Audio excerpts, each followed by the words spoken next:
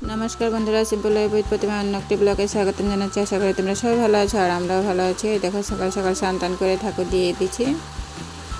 তারপরে ঠাকুর দিয়ে একটু পাটিসাপটা বানাবো, তার জন্য নারকেল করে এনেছি, গুড় আর ব্যাটারটাও রেডি করে নিচ্ছি। তারপরে দেখো পাটিসাপটা বানানো হয়ে গেছে। আর কয়টা লাড্ডু বানিয়েছিলাম, নারকেলের লাড্ডু।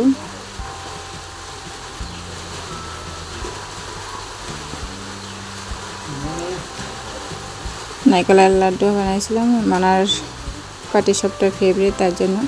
তারপরে মশলার থেকে কয়টা মাছ নিয়েছিলাম, এই দেখো মাছগুলি টাটকা মাছ ছিল।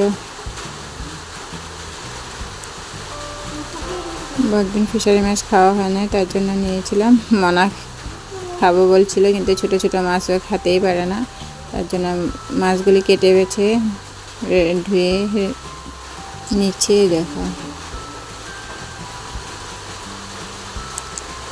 তারপরে মাছগুলি ভালোভাবে ভেজে নিচ্ছি। দেখো লাল লাল করে ওপিট ওপিট করে ভেজে নিচ্ছি।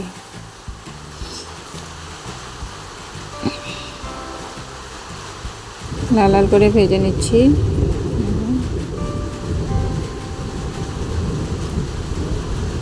তারপরে ভেজে তুলে নেব, মাছগুলি ভেজে তুলে নেব।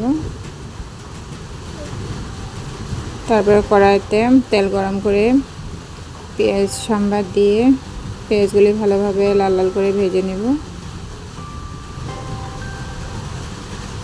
তারপরে টমেটো, কাঁচা লঙ্কা, আদা, রসুন এগুলি পেস্ট করা ছিল, এগুলি ভালোভাবে কষায় নেব। যতটা তেল ছেড়ে নেবে ততটা ভালোভাবে মশলাগুলি কষায় নেব। মশলাগুলি কষানোর পরে এখানে সর্ষে বাটা দিয়ে দিচ্ছি। সর্ষে বাটা দিয়ে সামান্য জল দিয়ে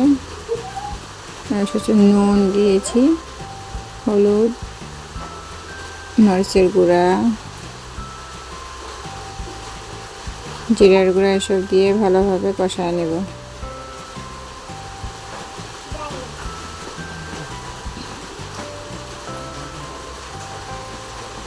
এটাকে ভালোভাবে কষায় নিচ্ছি।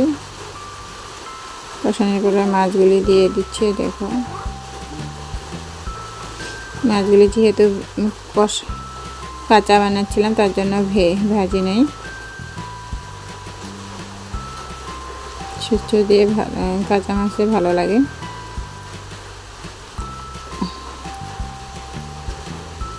মাছগুলি ভালোভাবে ঢেকে রেখে দেব।